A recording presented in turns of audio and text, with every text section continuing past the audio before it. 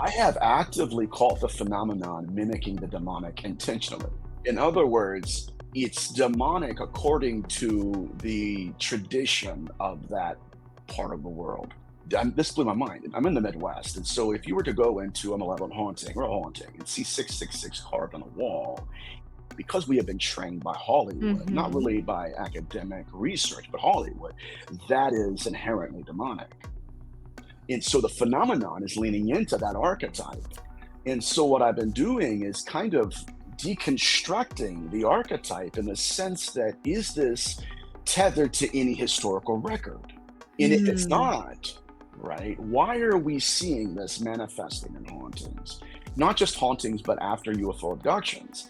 And so what I'm realizing is that a lot of this is a front. It is a masquerade where the intelligence, in order to evade our detections, it will diversify its identity in our eyes. And we'll sit there and think that's an angel, that's a demon, that's an alien, that's a ghost. And it's not until we have cases like the skull experiment where all of them are seen, or most of them are seen together, where we start to, okay, what's going on here? What are we even talking to? What are we conjuring? And how much influence over our species does this phenomenon have? I am here to discuss the so-called flying saucers. We know now that in the early years of the 20th century, this world was being watched closely by intelligences greater than man's. Did the CIA write Wind of Change by the Scorpions? As humans busied themselves about the various concerns, they were scrutinized and studied. Dr. Loeb, what percentage chance do you give it that you have indeed uncovered extraterrestrial or non-human technology? With infinite complacence, people went about their affairs, yet across an immense ethereal gulf, intellects vast and unsympathetic drew their plans against us. All of a sudden, a stick out of nowhere landed right in front of us, and there was no tree, nothing overhead. Something threw it at us. Yeah. All things unexplained. So some of that, I think, sir, we'll save for closed session. Hello, all you unexplained ones. It is me, your host, CJ Dearinger. I am very excited for you all. We have such a big show, and it's a momentous occasion. We have hit 10,000 subscribers on YouTube, and I feel like I should have my co-hosts here to celebrate with me, but womp womp. It's just me. You guys are going to have to deal with that for the evening, and we'll see how it turns out at the end. You might decide that I can roll on my own, and you might decide that I need a little help. But I have a wonderful guest with us tonight, and we're going to dive deep into all sorts of topics that we have covered on this show. But I believe that what he studies truly intersects them all. My co-host Tim Mounts is off on a grand adventure, and I am so excited to share all of it with you when I'm allowed to, but I am not yet. So stay tuned. You will not want to miss what he is up to. And poor Smitty has the flu. Womp womp. So we hope that he gets well soon. But without further ado, I'm going to introduce you to our guest for the evening. We have Nathaniel Gillis joining us. He has been researching demonology, hauntings, the extraterrestrial phenomena for many, many years now. And he is going to give us some wonderful insight into the subject. And he will be joining us right after this commercial break. All Things Unexplained is free to watch on YouTube and listen to wherever you get your podcasts. If you would like to support our show, you can visit our YouTube store. Additionally, you can find us on Venmo under All Things Unexplained. Be sure to check out our website, allthingsunexplained.com. All proceeds from the sales of Dr. Mounts' books on Amazon and Audible also go straight to our show. Welcome, Nathaniel Gillis. Thank you so much for joining me. Thank you for having me on. It's great to be on with you, and congrats on the big 10K. I That's know. I just incredible. saw that Wow. today. I honestly saw that today when you posted on your Instagram Mhm. page that you were coming on our show. And I said, wait, it says over 10,000 subscribers. This is awesome. Right. Yeah, we've That's grown really awesome. quickly. We weren't focused on YouTube for so long. We were really focused on just building the podcast. And then we decided Mhm. this year, let's focus on YouTube and see if we can draw attention there. And I think it was just 4 months ago, we were trying to hit 1,000 subscribers. And so it's just grown. That's And incredible. you get to be our guest for our 10,000 subscriber Absolutely. episode. I'm so thrilled to have you. Yeah. Those of you that are joining us live tonight, thank you. We do depend on listeners like you. We want your comments. We want all of your enthusiasm. So many of you know more about this topic than even I do. You've had experiences. We want to hear them. We'll bring some questions in where we can, but we're going to dive in. And Nathaniel, tell me about your background. Take us back to where this all started for you. So my first encounter with this phenomenon occurred when I was 8 years old. My Mm. parents had moved into a new house, and I remember when I first walked into the home, I encountered some stench is the only way I can Oh, articulate it. And it had nothing to do with the house. It was something completely different. But I went into what would become my future room, and I encountered my first full-bodied apparition. And yeah, it gets scary quickly. I Unfortunately, it does. told you I'm going to lose sleep. I'm going to lose sleep. Yeah, Okay. but that was my very first encounter with whatever this intelligence or intelligences are. Um, but speaking to that, it mutated. It wasn't manifesting in the same manner over time. It would mutate and evolve in its pathology. Mm. And so I learned early on that there are some entities that have the ability to want us, right? They want us to compartmentalize them. I could have easily looked at that and said it's an apparition, or later on said it's demonic. And yet it was a singular intelligence that was masquerading as multiple entities. Mm. But which we'll talk about that later on, hopefully. But that was my introduction into this field. Later on in my adult life, I wanted to understand more about it. Was I alone in that encounter, right? And Yeah. if not in that encounter, were there other people at that age going through what I went through? And so luckily, I realized I wasn't alone. And thankfully, there are people out there that have had similar Yeah. experiences. Um, but this was a parasitic entity, Mm. and the cognitive interfaces it employed in my presence, those were of utmost importance to me because, like I said, a lot of people, and I did too, where I would get lost in the weeds and think, okay, I'm dealing with all of the above. Mm-hmm. And then I looked, okay, the methodologies are the same, regardless of the interfaces or even the archetypes it wants to lean into. It's the same intelligence. So And real quick, I'm gonna just take mhm. me back to like your 8-year-old brain and you're seeing Mhm. this. What were you thinking and feeling at the time? Because now you're giving me Oh, yeah, what your intelligence that you have now about it all, but as a child, terrified, terrified. yeah. So it would go into looping nightmares. Um, the nightmare would consist of the same thing. So it had no ending. As soon as I would get into it, um, I would witness somebody using a needle and then somebody else hurting themselves and over again. So where I thought, okay, I'm going to wake up from this, no big Gosh. deal. It would go right back into it. And so that's when the intelligence changed, right? It was no longer a full-bodied apparition. Now it's a black cloud hovering in the corner of the room. Mm. And the only way I can explain it to this day was like there was an invisible presence that was feeding, if you will, off of the terror it was projecting. Hmm. And so as a kid, I could tell you I failed grades at school. Yeah. I kind of disassociated from my family, Mm. and I didn't know what was going on. What Right? were I your mean, parents thinking? Were you telling them what was happening? What was their response? mhm. Well, they had no answer for it, and it wasn't Mm. just my parents that were.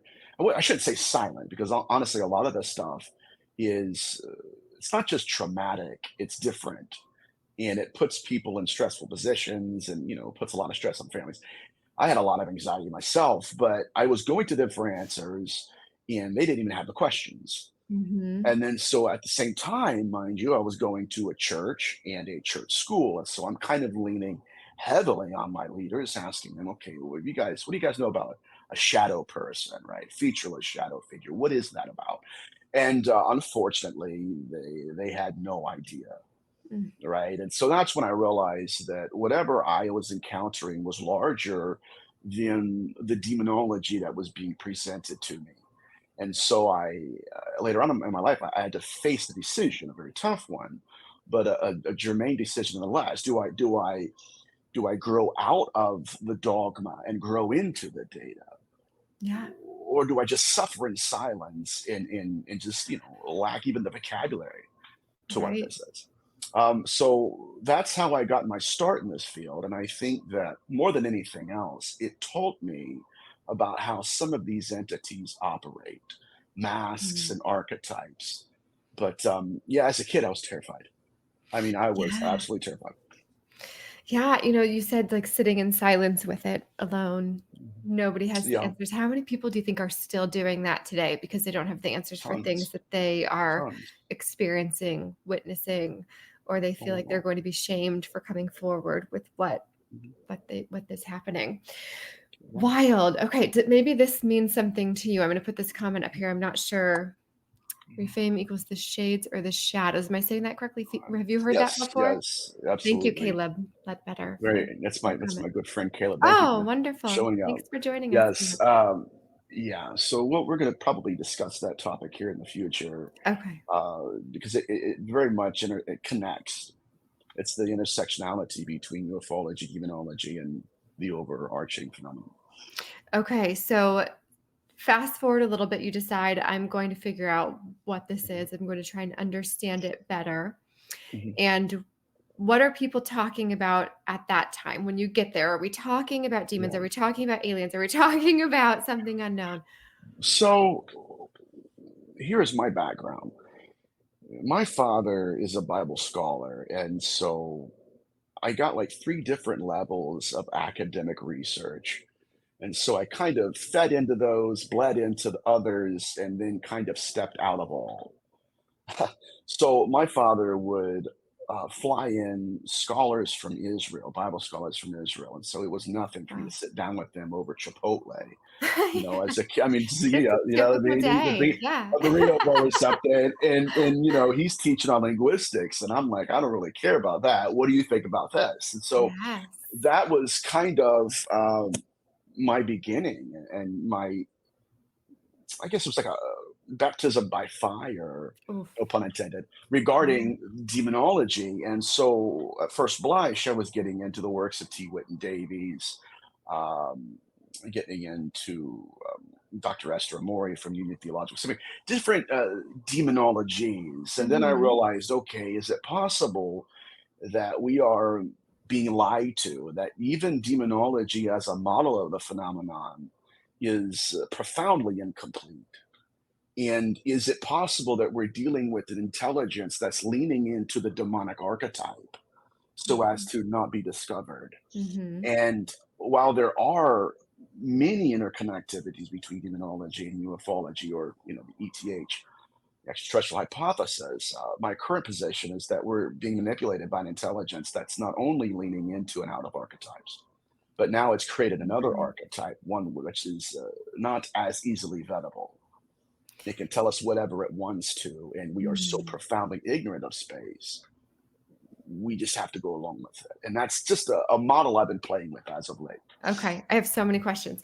Yeah. Um, Oof, where do I start? I'm going to go back and then I'm going to come back forward. So when you were Okay. younger and you've got this religious background happening, people who are involved in religion, did anybody try to perform any sort of exorcism on you? Were they all trying to get rid of demons? I never even gave them a chance. Okay. And I honestly don't know what I would have done if they tried, Yeah. because the alienation I felt as a child was deep, and Mm. it was raw, it was real. And I was going to school with that. And this constant dismissal was, it's very clinical in fashion, just, yeah, whatever. And I knew that at the root of it, I was experiencing something real, even if it was just real to me, if Sure. that makes any sense. and that I was not hallucinating. I mean, some of the phenomenon I experienced is incredible. Like there's what's called direct voice phenomenon, where it Okay. transcends electronic voice phenomena, where it's actually conversing with you, Wow. like you can hear it. Yeah. And so there were nights where I would wake up and I could hear a full blown conversation going on above my Mhm. head, two entities talking to each other, and so it was close enough for me to hear them. They were, I should say, but not close enough for me to understand them. And I Mhm. think that that is kind of a microcosm of the entire phenomenon, right? We know Okay. there's a there there, Mm-hmm. right? But each and every time we go to grasp it, it transcends all models. And so, of course, obviously my research began with demonology, and then I started getting into parapsychology and now ufology. And yes, I'm asking myself, why is it that we're witnessing ghosts with aliens? Yes. There's something weird. There's something happening, and you're right. And we've had so many people on this show from various different walks of life, and who are Mhm. approaching it from a different perspective. We've got Diana Pasuko, who's coming at it from this sort of religious studies background. Right. We've got Avi Loeb, who's looking for extraterrestrial, non-human intelligence. We have people who are looking for ghosts, who are looking for Bigfoot, who are looking for something. But there's something happening. There's a phenomenon. So you're saying that it could potentially all be one. Yes, I'm a proponent of what's called the single field hypothesis. There are a host of reasons why I'm leaning in that direction, but let me just say this before we really get into it all. Sure. I have actively caught the phenomenon mimicking the demonic intentionally. Okay, you have Literally actively playing caught the phenomenon mimicking the the demonic demonic intentionally. intentionally. In other words, it's demonic according to the tradition of that part of the world. For instance, right now, I'm in the Ah, Midwest. okay. This blew my mind. I'm in the Midwest, and so if you were to go into a malevolent haunting or a haunting and see 666 carved on a wall, because we have been trained by Hollywood, not Mhm. really by academic research, but Hollywood, that is inherently demonic. And so the phenomenon is leaning into that archetype. And so what I've been doing is kind of deconstructing the archetype in the sense that, is this tethered to any historical record? And if it's Hmm. not, right, why are we seeing this manifesting in hauntings? Not just hauntings, but after UFO abductions. And so what I'm realizing is that a lot of this is a front. It is a masquerade where the intelligence, in order to evade our detections, it will diversify its identity in our eyes and will sit there and think that's an angel, that's a demon, that's an alien, that's a ghost. And it's not until we have cases like the skull experiment, where all of them are seen, or most of them are seen Mm. together, where we start to, okay, what's going on here? What are we even talking to? What are we conjuring? And how much influence over our species does this phenomenon have? So I don't want to ramble. I tend to ramble. Yeah. That's where I'm at. No, but the rambling, I feel like there's a lot of education in what you're saying too. Yeah. And I am kind of trying to pick out things that you're saying for questions. And I will say I have more questions every time. An hour is not going to be enough, Nathaniel. No, teasing. We will That's keep okay. going. That's good. Yeah. That's fine. I do appreciate you sharing your story, though, especially about when Mhm. you were younger, because we have so many listeners that are also experiencers of something, whether it be a haunting or an apparition, or we've had alien abductees, what have you. And they do feel silenced. They do feel very alone. They feel like the black sheep of their family, and giving them this space where they feel like there are others who know what they've been through is really important. So anybody that is on here and wants to comment or say hi, we would love to hear from you guys as well. So you had mentioned that this phenomenon, give me the word that you use. What's the word you're using to describe? Well, this is after collecting years of pattern confirming evidence, my position now is that this is a single source. Okay. So you And mentioned that the single source is controlling us, I controlling. don't know how much influence it has over us. I do Okay. know and have case studies where the phenomenon manages our perception of it. Okay. So more of a manipulation then Yeah, absolutely, absolutely. Up to the point where I'm not even sure if we're conjuring them mm, and if we're not the ones being conjured.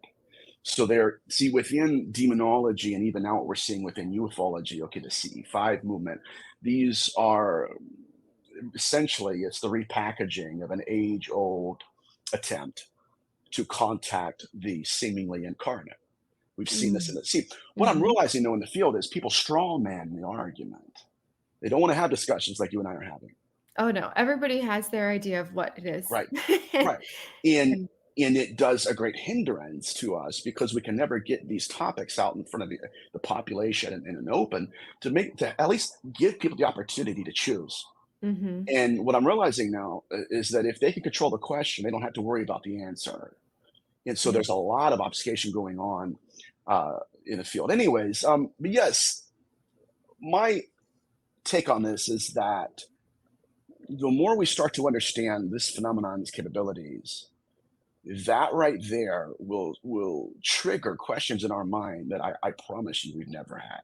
Mm. For instance, did you know the phenomenon can create physiological constructs? Not specific. I mean, do you have an example? Maybe I Yes. can answer So yes or so no. so for instance, where like I this is fascinating. Where there's this group that they were placing cameras all across this basin on all Mm. the trees and all the light posts, and they caught this ball of light come in to the frame. And by the time it got from here to here, it had mutated into a plane.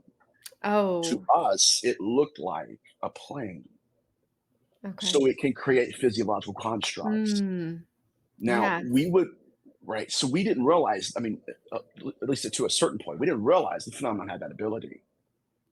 Okay. We just thought, okay, yeah, it'll come in and out of existence, whatever. We didn't realize that it has the ability to construct and design its appearance according to archetypes, according to belief systems, meaning that you and I have probably laid eyes on this intelligence, not realizing it's there.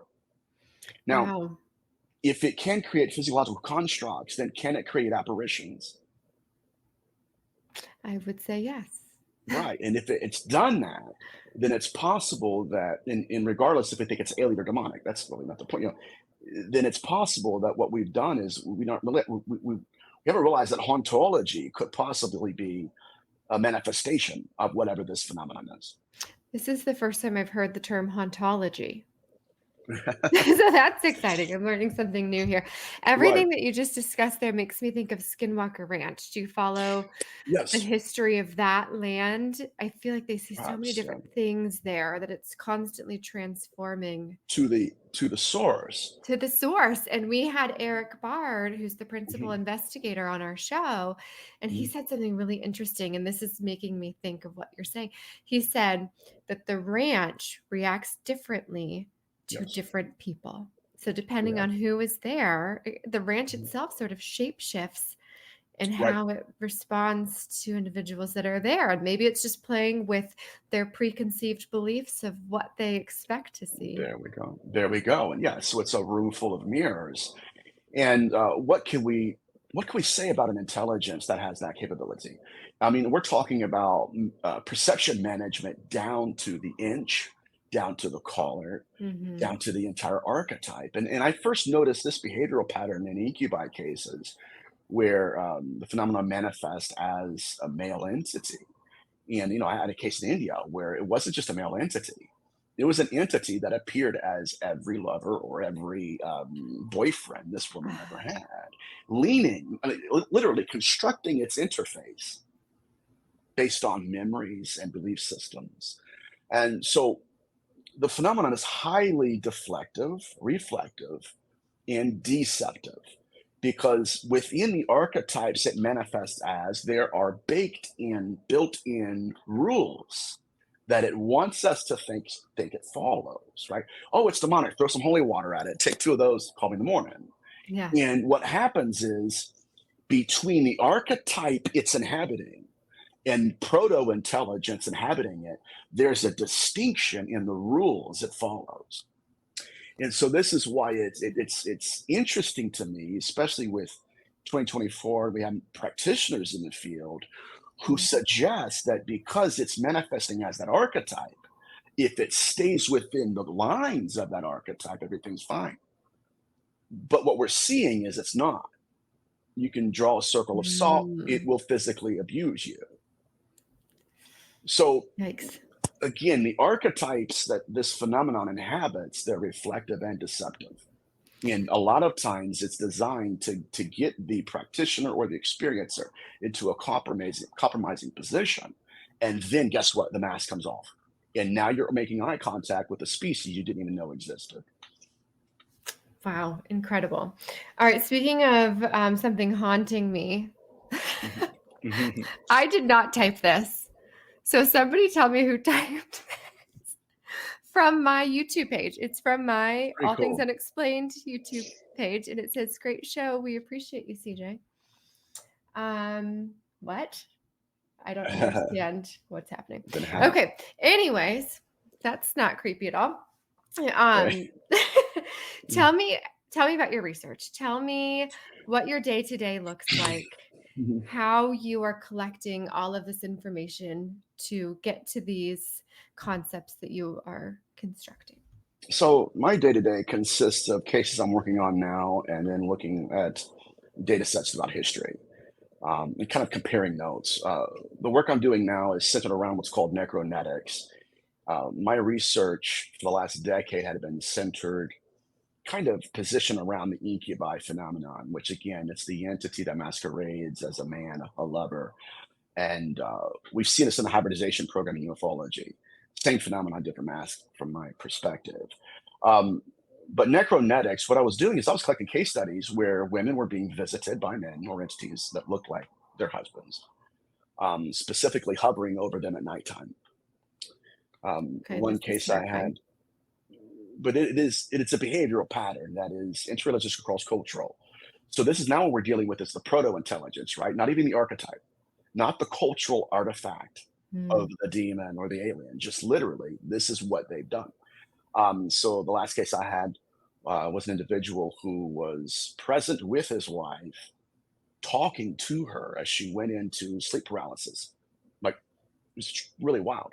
Okay. Um, but she was talking to her husband at nighttime, and all of a sudden she's paralyzed, and she's telling him, "There is an entity hovering over me as I'm talking to you. I can't move, but Mm. it is hovering." And so I got into the behavioral patterns of a certain species.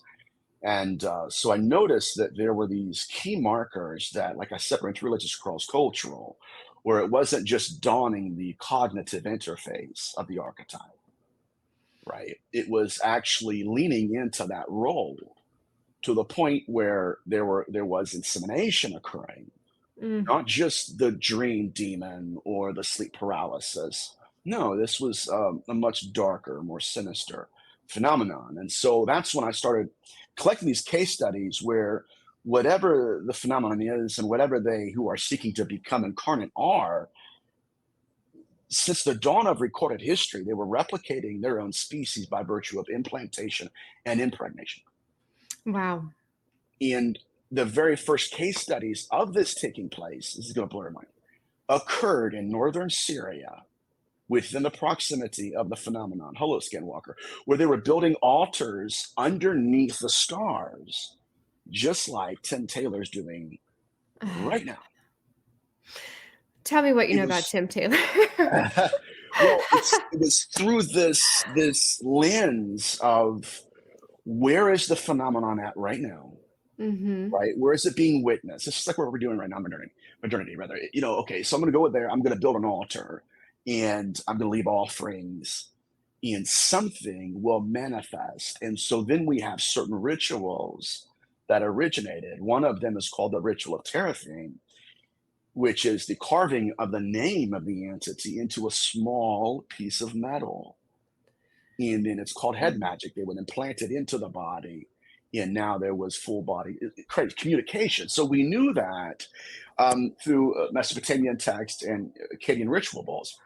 Um, and so during that time period, all of a sudden, now we have the impregnation occurring, not just Mm. implantation, right? Which we call them implants right now because we've been taught that's what they are, which, in a way they are. But implantation, impregnation, where the phenomenon was courting the consciousnesses of experiencers, specifically the pathology and victimology was female. And so it was the same manifestation, hovering over the body at nighttime, inducing them into dreamlike states, and then simulating them with the fetus. And so once I started getting those case studies collected, I started realizing that there was the dream demon. And so these experiences, okay, is what I am experiencing even real? Okay, and it wasn't just incubi cases. There was one succubus account where the young man was a virgin, and yet he's being given a hybrid child. This is not modern ufology. This was succubus literature, where the phenomenon, I mean, how many times have we heard this? Gave him a child. Mm-hmm. In his testimony was, how can I have a child? I've never been with anyone. So it was that kind of operation in those data sets I was collecting. That's when I realized that what I was dealing with wasn't just the self-replication of species. It was self-replication of a species of sorcerer that was implementing ritual magic. So, gosh, I have so many questions, Nathaniel. And it reminds me so much of another experiencer that we've had on our show who pretty much said was on the bed, was pretty sedated, knew what was happening, but couldn't really stop it. But in her case, she believes that she had her spinal cord replaced, which then fast forward to, I started learning about Tim Taylor, who was developing spinal cords up in a, spacecraft. Anyways, we won't get on the Tim Taylor thing, but in terms of these stories that you've been doing your data collection with, where are you finding them? Are they written in books somewhere? Are they in religious testaments? Are you talking to people? Yeah, I'll tell you what. So I did a lecture in, I'll just do these for now. And I did is a the lecture at cross the tattoo behind your ear to ward off evil spirits? I don't know. I'm more scared of humans than I am spirits anymore. Oh, They're the dangerous ones around here. No, it's an homage to the religion I grew up in. yeah. That was during my rebellious stage. Like, all right, fine, whatever. But again, what happens though when people talk about demonology, they straw man the argument, right? And they do so by throwing flowery academic language at it, hoping that it would appease some It's like, no, like we have to actually get down to the case studies and go through them one by one before we can even begin building pattern confirming evidence. But Between Two Worlds, this is about the Debuk phenomenon in the 16th century, spirit possession in Judaism, cases and context from the Middle Ages. So what this does, though, it builds a paradigm that very few people are even talking about. Yeah. Number one, what hybridization was, where it began. And what I can say that even the scatology, the secretions and excretions being harvested right now in ufology, they're no different than what we encounter in the witch era literature. None. Okay. It's crazy. And when I tell people that, they oh my God, he's saying this, he's saying that. No, what I'm suggesting again is that there are bloody footprints in the snow, and we have an intelligence that's wearing various aliases. And in these case studies, what I realized was that in witch era literature, you have ritual magic, that the actual rituals require the very secretions the phenomenon was harvesting at the time. Oh, wow. So people want this to be a buttoned up case where, okay, it's just Jack Parsons. That's it. And it's just the Collins elite. Who cares? When I might not agree with the Collins elite, I don't. I believe this goes way beyond their research. But if we were actually sit down and have this conversation like we're having, I think people would have a better idea of what's going on. But back to my point. So yeah, I was kind of stalking a species where I realized that it wasn't just about impregnation, but whatever entity that was present with the woman was carving its amulets, its sigils underneath their eyelids to where they would not know it, but that intelligence was present with them at all times. And so it was within that victimology that I kind of carved out a niche. And this is what I call necronetics, which is the combination of necromancy and genetics, which is what I believe the self-replication of species, which is the hybridization program. It's what I believe it to be. Yeah. So when we think back in time, and we've got, of course, records of all kinds of demons, evil spirits in various different religions, and we've got these ideas of alien abductions, and now we're seeing all kinds of phenomenon that we cannot explain or that Right. the government is explaining away. Do you think we're all talking about the same thing and using different terms to describe it? Yes. Months ago now, it might have been a year ago, I was on a show with Paul St. Clair in the UK, and we were talking about different case studies. And he mentioned a case study of his where I think it was his, it might have been Chris Evers, one of the two, where there's a mother and a daughter that were inside of a house and they both saw the same entity staring at them through the window. One said it was a demon, the other one said it was an alien. Oh, It just goes to show us, right? Okay, what's really what's going on here? But just as I have encountered the phenomenon performing what's called parasitic mimicry, where it leans into the archetype, just as I have called the phenomenon leaning into the demonic, I've also called it leaning into the guide model as well, where we're just guides with you. We're, give us your trust, go ahead and do what we say. like a And spirit guide type. Is that what you mean? oh yeah, much more. I worked with a remote viewer's son. It's a very famous remote viewer, but this individual died. But his son contacted me because he watched me give a lecture on scarifications. From the On EQ, what? I'm right? sorry. Scarifications. Scarifications? Yeah, like skin anomalies, like Oh, subdermal, oh, like okay, scratches, and yeah, okay. sigils. Fascinating stuff, but it's scary nonetheless. He watched a lecture of mine on that subject, and so we got on the phone and we're talking. And he said, I'm going to share something with you. I said, okay. And he says, okay. He goes, my father was a famous remote viewer. And he said that he would leave his body and he would almost go into like this abduction scenario where he's in a metallic room and he meets his guides. His guides would then give him insights. If there's a local politician, don't pull over here. Put your finances in this pocket of the city. If it was Mm-hmm. a famous, athlete, it was okay. You know what? Get your numbers or something. It was cool stuff. But he said that he kept leaning on these guides to give him insights, and finally he was getting paid for it, and everything was going great. And he Yeah. said until he goes out of his body and he's actually projecting and he encounters his guides, they're flanking him on the right and left sides. And it looks like a spaceship, like he's inside a metallic room. It's very strange. But he said he realized that this, whatever they were, the phenomenon or whatever, they were leaning into that archetype. They acted like his guides. They appeared Mm. like his guides. Until somewhere in their discourse, he realized this is not where I'm supposed to be. I'm being tricked. And out of nowhere, he said their visage changed into something alien or inhuman. And he said that's when he slammed back into his body. This is the most important part of this case study. He said that from underneath the skin to the surface, the phenomenon was manifesting 3 sigils. Was manifesting 3 what? Sigils. Oh, you're going to have to So, break that okay, one well, down they're for me. symbols. Yeah, Okay. they're essentially symbols. Okay. Symbols, right? And one of them was an Egyptian hieroglyphic. The other one was the Star of David. The third one was a cross. Oh, man. So that was another interconnectivity between ritual magic Mm-hmm. in, right? Anybody else, I'm like, okay, that's an astral abduction, or that's an abduction even.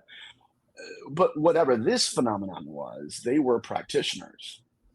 And we've seen cases like that, not just in this particular case, but even in hauntology, where I had another case study where a daughter and the mother were attacked by the phenomenon, and the scratches, they felt the sensation first and then watched from underneath the skin to the surface as they begin to manifest. Whoa. Oh, gosh. Okay. So going back to this guy that had his guides, does he believe that he ever had guides, or does he believe that the entity was pretending to be guides before and again? That's a good question. Good question. the last time I talked to his son, I think he was in the middle.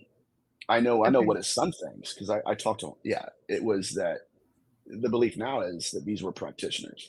Yeah, and this is where even modern demonology falls apart because, as far as I was taught, right, well, we have practitioners here to influence them, right, to help them incarnate Mhm. amongst us. Mhm. Yet some of these beings that are abducting people are also practitioners, which when I started getting that information, I kind of created my own file and I went into, why is it that some of these entities can be conjured?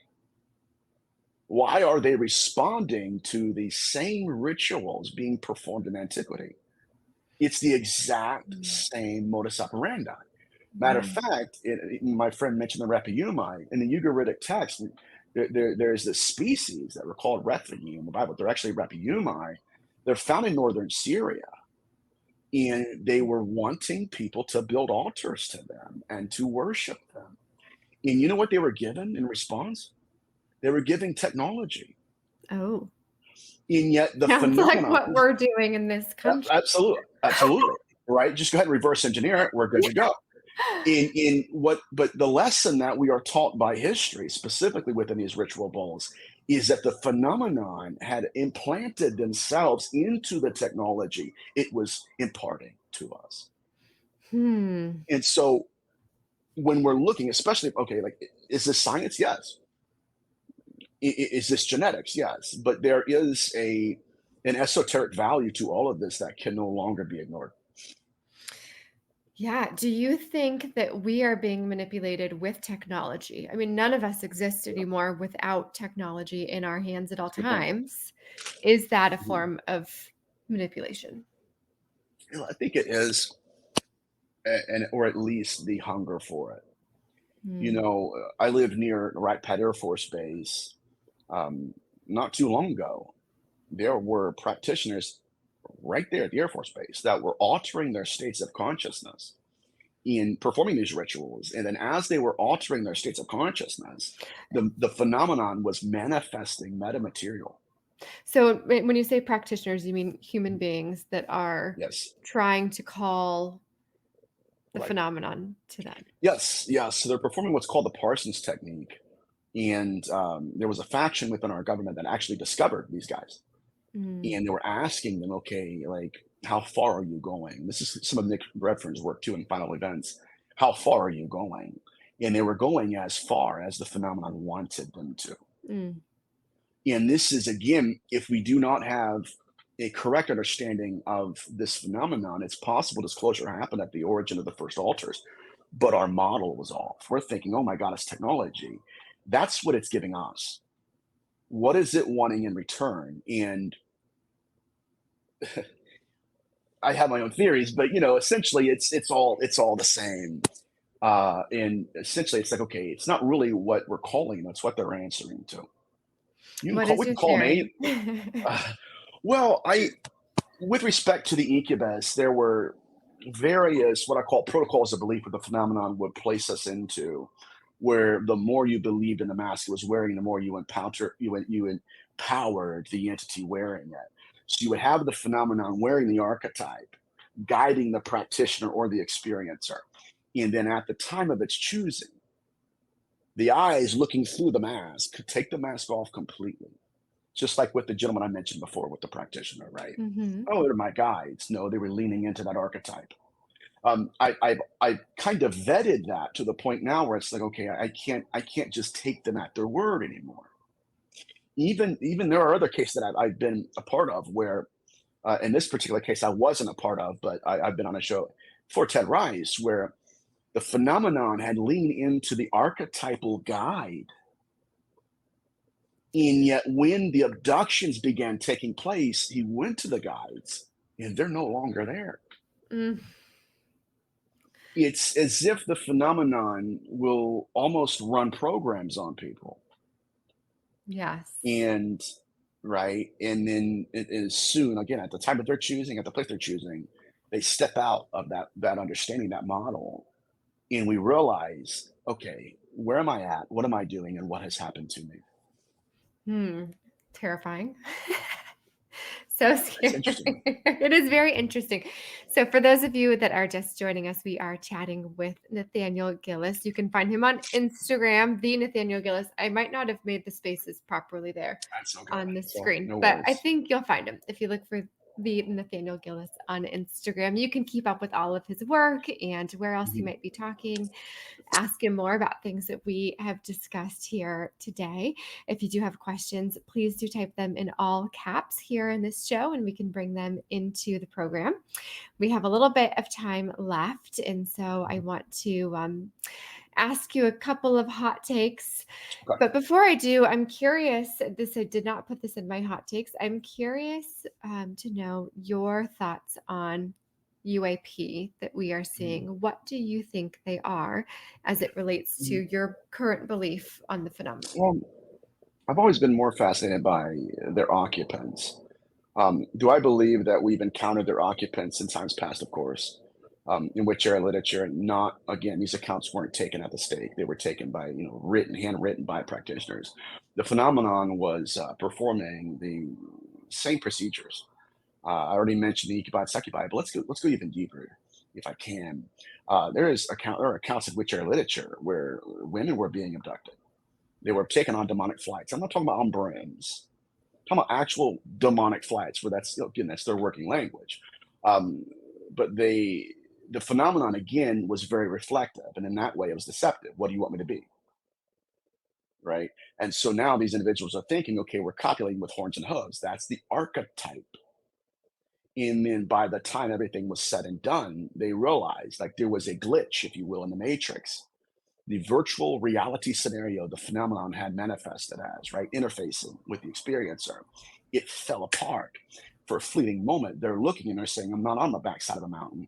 This is not a demon. That's not a corpse. They were being poked and prodded by metallic objects.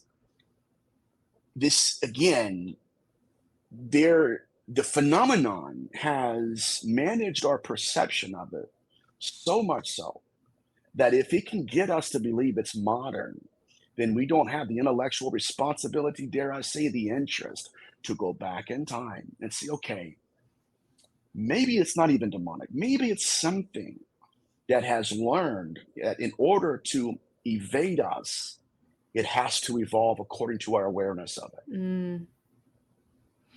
Yeah.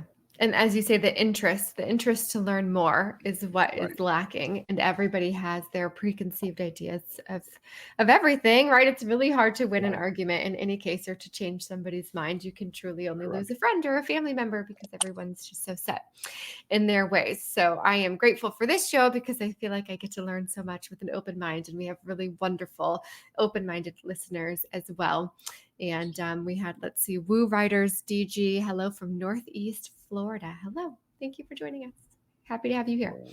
I do want to get into hot takes real quickly. So just some quick thoughts from you on a few different theories and get your insight on some of these. So first and foremost, multiverse theory. Do you think it's real? Does this play into it? It does in a way. Right now, there are people doing work on apports where the phenomenon will take something from the house and replace it with something very similar. Work on ports, you said? Apports, Apports. yeah. Where the phenomenon will just manifest an object in the house. Huh. Or take something from the house and replace it with something similar. The work, now, I don't know if you guys have had him on your show, but he's incredible. Steve Mayer and Barry Fitzgerald, their work with Project Doorway is profound and meaningful. I met them in the UK. Awesome researchers. But what I'm suggesting here is that disclosure is not on our terms; it's on theirs. Number one. Number two, yes, there are case studies where the phenomenon is taking things out of houses and apporting something in its place. But what they're taking and what they're replacing are completely different. Yes. What that means, though, again, is that there are things that we've seen with our own eyes that we think are real and that should belong in our world. And they don't, and they aren't.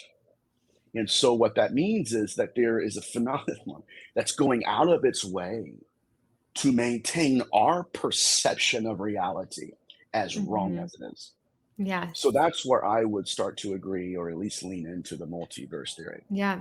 Interestingly, we had Dr. Astrid Stuckelberger on the show recently, and she had brought all of this attention to CERN. I don't know if you heard anything of Yes, her. I watched a couple of those She episodes. mentioned a potential portal at CERN where a red scarf was left behind out of nowhere. So that fits with that idea too. Okay, the next one, we covered this already a little bit, but possession in pregnancy. What is your hot take on? Well, I think that religiosity has monopolized possession as a phenomenon, right? If they can get us to believe it's all horns and hooves, then we won't even question whether or not it's a life form. So this gets into necronetics, where it is a self-replication of species. This is the impregnation. Right. This is actually the combination of impregnation and implantation, where the practitioner, this is interesting, will induce the experiencer into a dreamlike state. Check. Will inseminate with the fetus. Check. Will perform a ritual to where it overtakes the fetus as its own body. Check. Will actually carve amulets into the skin. That's why we had them in incubi literature. I didn't realize, oh, that's actually a practitioner. That's someone or a species. And so that's okay. In the 16th century, I'll go even, they were having case studies of basically the CE5 movement. Of course, it was repackaged differently, and it was in Safdi, Israel, where they were trying to get in contact with an intelligence, right? Give me an oversoul, give me another soul to where I can have access to insights and, dare I say, raise my consciousness. And these same practitioners were being visited. The pathology, again, was mostly female. Knock, knock, knock. Here is what you thought you were contacting. And that's when possession and pregnancy took place.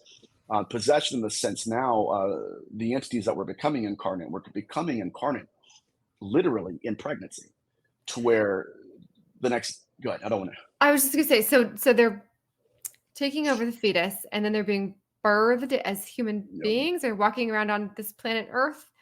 I think harvested, which that's okay. A show, but what I'm suggesting here again is that all of the above was taking place, right? The dream-inducing sleep paralysis, right. Hovering over the face, all of that. And so these experiences are going around. The same thing we see right now in mythology. We're like, okay, that was a weird dream. I had no idea what was going on. I'm glad it was a nightmare. And then they started realizing in these case studies that there were ligature marks on the hands and wrists that directly correlated with what they thought was a dream. And so that's when we realized, okay, it's not a dream. It's not a dream demon. It's an entity putting you to sleep. Okay. And then you think the fetuses are being harvested, that they're not actually being born and walking around. No. We have half-breeds here on Earth. Well, I can say this, that most of the case studies regarding hybrids, if they were born, for instance, one of Dr. Carla Turner's case studies, the experiencer was literally controlled. I know I had the baby. Where's it at? I can't tell you. Wow. So we even have, who was it? Betty Luca. That's right, Betty Luca, who was being abducted. In the middle of the abduction, looks around. She's like, "Where are you getting these grays?" And they go, "Those are from the fetuses. Those are the fetuses." Now, what we see again within this context in Safdi, Israel, was that the biological avatar itself housed consciousness of another species. And okay, so it was biological avatar housed the consciousness of another species. Okay. Oof. To where we're seeing the embodiment, we're not seeing the consciousness possessing them. And so that's why, if we collect all of the data set, okay, the ritual magic, Jack Parsons, Crowley, all of this, and we compare it, contrast to what we're seeing in the incubi cases, it does seem to be ritual magic, to where they're placing their consciousness into that biological avatar. Gosh. You've done lots of research. I have so much to process here. We'll have to have you back on to go do a deep dive on one of these topics. I feel like we're just skimming the surface of what you know on all of these different things. Okay, next hot take real quick. Government disclosure. Do you think they know more? Oh, of course they know more. Sharing. Oh my God, yeah. Yeah, there was a program in the late 50s, early 60s that was comparing cellular anomalies found in real crop circle soil. They were Mm. comparing that with an energy signature they discovered in magic and sorcery. Not a figment of our imagination, not something that they're going to tell us, right? Right. But it happened. There was a Yeah. reason for that. So, Uh, am I saying they're all demonic? No, I think it's whatever we're dealing with is so intelligent that we're getting hints of its proto source, right? But we're not really getting what it is. Right. Everybody's jumping on this disclosure bandwagon, right? Everybody wants disclosure. We're all begging for disclosure. Do you think it will ever happen? Well, I think that is predicated on our model of phenomenon, the phenomenon rather. If our model of the phenomenon is wrong, then our understanding of what disclosure would be is as well. Okay. Again, if these intelligence is manifested in antiquity, hovering Mm-hmm. over altars, Mm-hmm. then we've known they've been here for a long time, Right. or at least. But if we're looking for aliens on the White House lawn, no. And also, like I said before, if they control the question, they don't have to worry about the answers. So if there's, oh yeah, it's extraterrestrial, or we have no evidence of extraterrestrial activity, okay, that's fine. But there are other concepts of the phenomenon that aren't extraterrestrial, Right. and it's what they're not saying that I'm Yes. interested in. Do you think that the government has done a deal, has made a deal with the phenomena of some sort? I think that members of our government have. It's Okay. no different. I mean, if we have practitioners that are trying to conjure them, they're going in with the understanding that our intentions, their intentions, will determine their intentions, Yeah. which it is laughable. It's sad. But if they have, I would think it would be in that kind of framework. I don't think it would be, hey, listen, we're abducted. Hey, dap it up. Let's go get some Haagen-Dazs. It would be something a little bit more like, listen, we are the practitioners here. What do you want us to do? And they kind of merge. Yes. Okay. Next hot take, and I'm gonna speaking of merging, I'm gonna merge two together. Hot take on Area 51 and Bob Lazar because they're sort of tied together. Yeah, actually, when you said, I thought about Bob Lazar. I have my confidences in Bob Lazar. Um, and when the government responded the way they did, knowing full well, he was like, okay, listen, this is what it looks like. This is where it's at. Look at that. You know what I mean? I hate to be Yeah. very simple about it, but that's pretty much how it occurred. They're trying to deny he even knew this. It's like, so I do have my confidence in him to a degree. But as far as Area 51, I don't know what to think. Yeah. I mean, it's one thing to say, okay, yeah, they're studying something. It's another thing to define what it is. Oh, for sure. I know. I'm dying to know. I just really want to Uh, know what they're studying. I grew up in a town that did all aerospace. So Northrop, Lockheed, Boeing. I didn't care at all when I grew up there. I did not care what was happening. And now, of course, that I'm starting to learn more and more about what's going on. Like what was happening right underneath my nose oh, yeah. all those years. What was Oh, going God. on? Yeah. Well, Yeah. like I said, I live next to Wright Pat. And so I've heard tons of stories my entire life. Mm. Even now, specifically with Lou's book coming out. Yeah. Yeah, Did you read it's it? right here. I read it. It's interesting. The implantation part obviously captured my attention. Um, but also the biological avatar he describes flying the craft. And do you notice the Mm. distinction he made? I haven't read Okay. it yet. So will you tell Okay. me? Okay. Yeah. Oh God, what spoilers? I don't want to do that to everybody. God, man, Nathaniel, that idiot. Well, Maybe just like okay, oh spoiler well. alert. Spoiler. Oh God, I feel like crap now. Guys are like, I'm never again, Nathaniel, you idiot. No, but some of these biological avatars are perceived not having the intellectual faculties to have designed the craft they're piloting, which Oh, okay. Okay. this gets back to the What necessity, like our astronauts back in the 19th. Okay, just kidding. pretty much.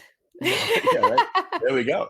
There was an intellectual deficit between the two, Mm. and I know he kind of made a couple more comments about that, but the question was brought up: what are they? The biological avatars, and a lot of this is calcified in mythology. And what I'm realizing now, especially working with other parapsychologists, it's like a lot of this mythology is being validated by and through the scientific method. Where, right? Yeah, okay, it was demonic, whatever. But if we're capturing data, Mm-hmm. now we're starting to see that the data is universal, it's cross-cultural, interreligious. The archetype it manifests as different. Interesting. It's when we see that we start asking, okay, why is it wanting to appear as extraterrestrial? Because we vetted the guide.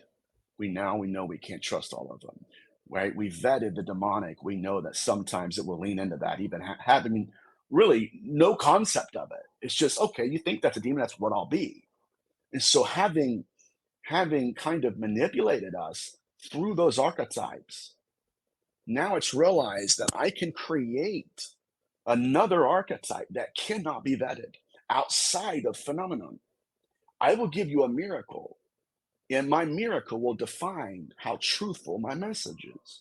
Mm. And so we, of course, because it's curating our consciousness, oh my God, I want the miraculous. And so somewhere in between the miraculous and the message, we've got to vet it. And that's where I and a couple of the researchers are at right now. Wow.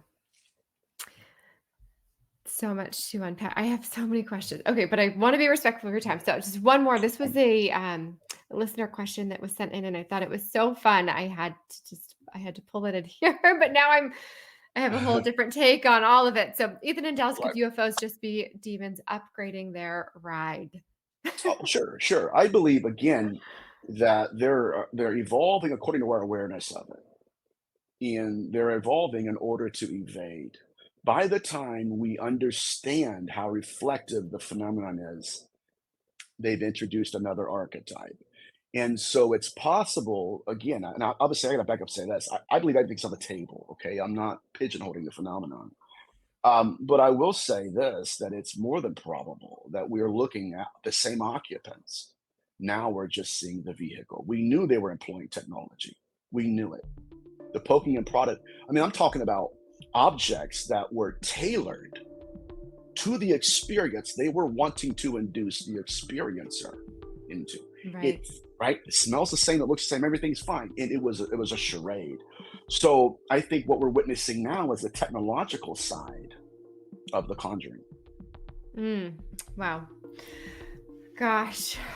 Again, we're going to have you come back on and unpack some more of these concepts in the future. I feel like I've learned so much. For those that are new to your ideas, to your theories, what's one takeaway for everybody that's tuning in? What's something that they can just really think about over the next week? Well, the phenomenon has a way of trapping us in paradoxal language. Now, because the phenomenon carries an esoteric value to it, one of the great esoteric masters was Eliphas Levi. And he had a quote that's fascinating to me. He said, "We have materialized spirit. Now we need to spiritualize matter." And I think that is exemplary of what we're dealing with. We have to think outside of the intellectual coffins the phenomenon has placed us in. Only then can we have the conversation that we need to. Not to throw flowery academic language at it and think, okay, well, then no worries. No, we get down to the case studies, we'll start to see that there are more similarities than a lot of people want to believe there are. Yes. You heard it here, folks. Open your intellectual coffins so you can learn more. I love that. Oh, gosh. Well, thank you so much for joining us. Once again, you can find Nathaniel on Instagram. Look for Nathaniel Gillis there. Nathaniel, you've written a couple of books too, yes? Yes. Skin and Crawls and A Moment Called Man. A Moment Called Man, mind you, because people are going to ask, it's not a demonic book. It's not anything to do with the paranormal. I had a friend that overdosed from addiction, and he had a lot of what's called church hurt. We grew up in the same kind of environment, and so I wrote it in honor of him for other people that are like him. Okay. So, and are those both available on Amazon? One is on Amazon, and that's A Moment Called Man. Yep. A Moment Called Man. Okay, wonderful. Well, I hope Thank that you so everybody much. will go check that out. Thank you to all those who tuned in, are going to tune in. As I mentioned earlier, we have surpassed 10,000 subscribers on YouTube, which I feel like deserves a party. If you have not subscribed yet, please do so. All of your comments, your likes, those are what keep us going here at All Things Unexplained. And we do hope that everybody will stay happy, stay strange, and keep listening to All Things Unexplained. Until next time, thank you.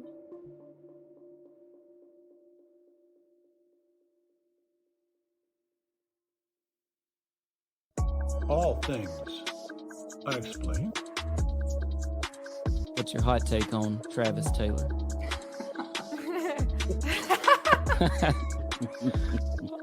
I've got an exclusive for you guys if you want it about Yes, the Alaska. we do. Okay. Dr. Taylor was revealed to be the chief scientist of the UAP task force with the Pentagon. So some of that, I think, sir, we'll save for closed session. All Things Unexplained is free to watch on YouTube and listen to wherever you get your podcasts. If you would like to support our show, you can visit our YouTube store. Additionally, you can find us on Venmo under All Things Unexplained. Be sure to check out our website, allthingsunexplained.com. All proceeds from the sales of Dr. Mounce's books on Amazon and Audible also go straight to our show.